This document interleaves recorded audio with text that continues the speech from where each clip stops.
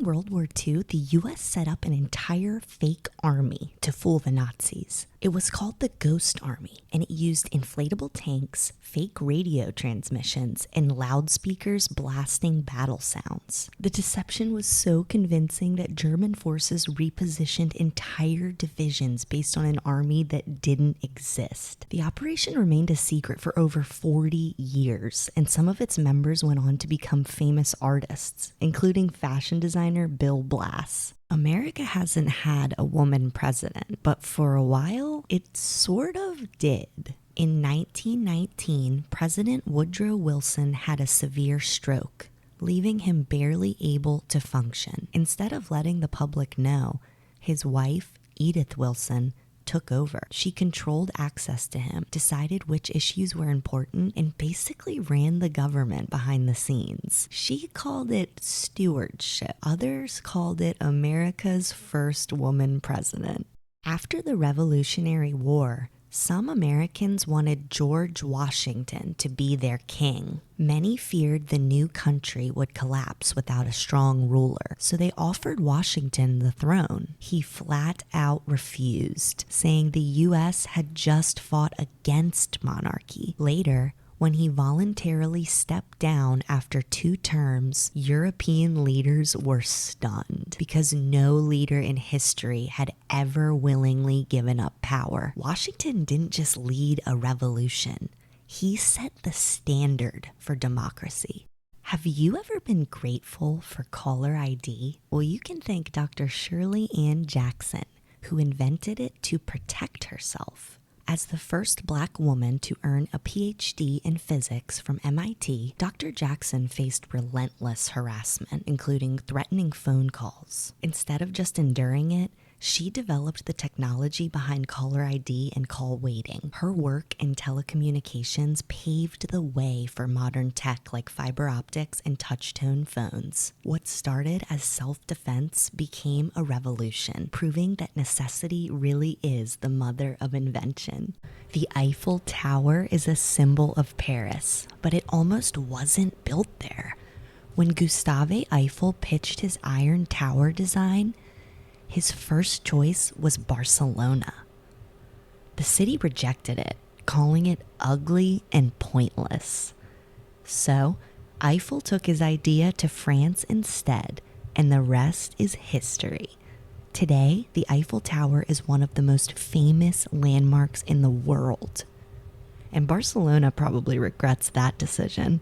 Before he was president, Abraham Lincoln was a badass wrestler. He fought over 300 matches and lost only once. He was known for trash-talking opponents, at one point telling a crowd, "I'm the big buck of this lick. If anyone wants to try it, come on." His wrestling skills were so legendary that he's in the National Wrestling Hall of Fame. Most people cancel their plans when they get shot. Teddy Roosevelt just kept talking. In 1912, Teddy Roosevelt was giving a speech when a man shot him in the chest at point-blank range. The bullet went through his steel eyeglass case and his 50-page speech, slowing it down. Bleeding, he refused medical attention and spoke for 84 more minutes before going to the hospital. His first words to the crowd: "It takes more than that to kill a bull moose." The bullet was never removed. He lived with it inside him for the rest of his life. Imagine being the guy who shot him and still lost. Isaac Newton is famous for gravity, but did you know he also had a side job catching criminals? In the 1690s, Newton got bored of science. Yes, really. And took on a job at the Royal Mint in London. His job: find and take down counterfeiters. Instead of just sitting at a desk, Newton went full detective mode. He disguised himself, gathered evidence, and got over 28 counterfeiters sentenced to death. Turns out he was just as good at fighting crime as he was at physics. If you faked money in Newton's London, he was coming for you. Napoleon was one of history's greatest military minds, but he lost a battle to rabbits. One day, he planned a grand rabbit hunt for his officers. ordering his men to gather hundreds of rabbits. What they didn't realize? These rabbits weren't wild. They were tame, and they associated humans with food. Instead of running away, they charged Napoleon and his men. The army was completely overwhelmed by a fluffy ambush and had to flee in defeat. In 1932, Australia had a serious emu problem. Thousands of giant, flightless birds were destroying crops. The government's solution?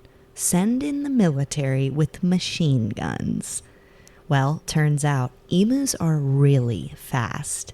They outran bullets, scattered in unpredictable ways, and made the soldiers look ridiculous. After wasting thousands of rounds of ammunition, the army gave up. The emus won the war. To this day, Australia has never officially defeated the emus.